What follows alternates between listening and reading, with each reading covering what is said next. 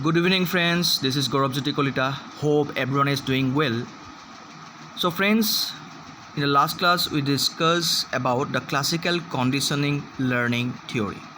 So, in this class, we will discuss about a new learning theory, that is operant conditioning theory. So, what is operant conditioning theory? Let us check it out. Okay.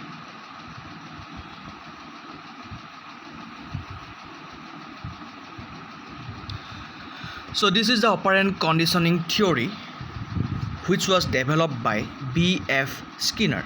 Okay, you just keep it in your mind that B.F. Skinner introduced the operant conditioning theory. So what does this theory says? This theory says that people will learn those behavior or those habits which are rewarded or which are reinforced, and people will forget or people will not continue those behavior or those habits which are not rewarded or which are punished. So operant conditioning is related to the reinforcement or recognition of any behavior. Okay, so let us take an example for better understanding. Okay, so while you were in your school, then probably you could remember that your parents, they used to give you certain kind of punishments for certain kind of activities which were not acceptable. Okay, so they gave you that punishments or they didn't recognize those behaviors, and that's why what happened, you stopped doing those activities or you stopped having those habits. Okay, say example, a child who has for the first time started stealing the tiffin items from his friends in the school. So once it is come to the knowledge of the teacher, what the teacher will do? Obviously the teacher will give him or give that child hard punishment. Okay, similarly, if it is come to the knowledge of his parents, then obviously parents will also give him hard punishment because he has done one activity which he shouldn't do. What he did? He stole the tiffin of his friend. So once after getting the punishment, the child, he will think twice for doing the same activity in the next time, and obviously he won't do it again. So you see, his parents or his teacher, they have demotivated him not to do that behavior again or repeatedly by non-reinforcing his behavior or his misconduct, or by not recognizing his behavior or misconduct. So what happened? Gradually the child, he will forget this behavior.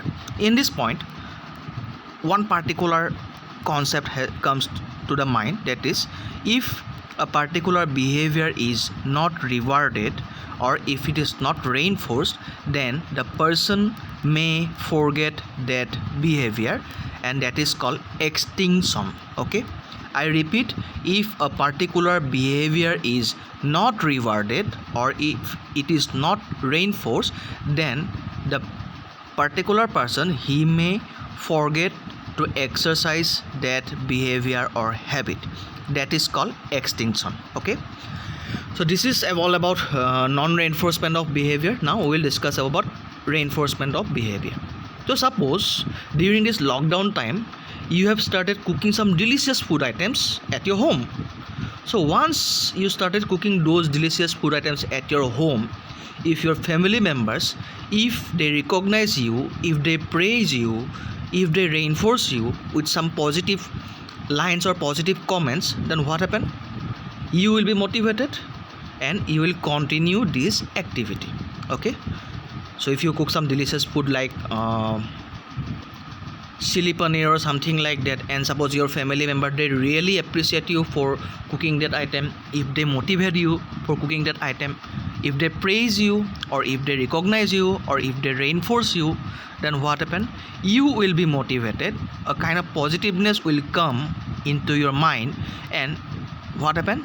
You will be motivated to do the work again and again. So in the next time also, you will be ready to cook chili paneer at your home. So that is called the outcome of positive reinforcement or positive recognition. Okay, so it is simple thing. So B.F. Skinner, he says that those behavior which are reinforced or which are recognized, people learn to do those behavior or those habit continuously, and those behavior which are not recognized or rewarded or reinforced, people may forget those behavior. So this is a second learning theory. It's very simple. I hope it is clear to you. So in the organization, how operant conditioning, in the business organization or in any kind of organization, how operant conditioning works. Say example, if the employee, if he is continuously getting late while arriving in the office, then what happen? His boss, he may provide him certain kind of punitive measures. So after getting the punishment, then the employee in the future, he won't be late. Why? Because his previous behavior was not rewarded or was not recognized or reinforced by his superior.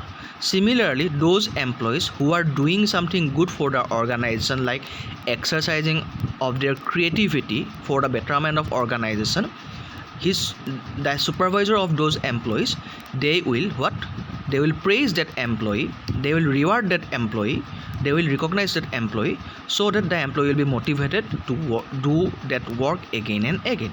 So this is all about operant conditioning. So today we discuss about the meaning of operant conditioning and how it is applicable to organization. It's very simple. Okay, so in the next class we will discuss another learning theory in the next class. Till then, thank you, keep studying, and if you love to do my classes on online mode, then you can subscribe to my channel, as well as you can share this channel. Thank you.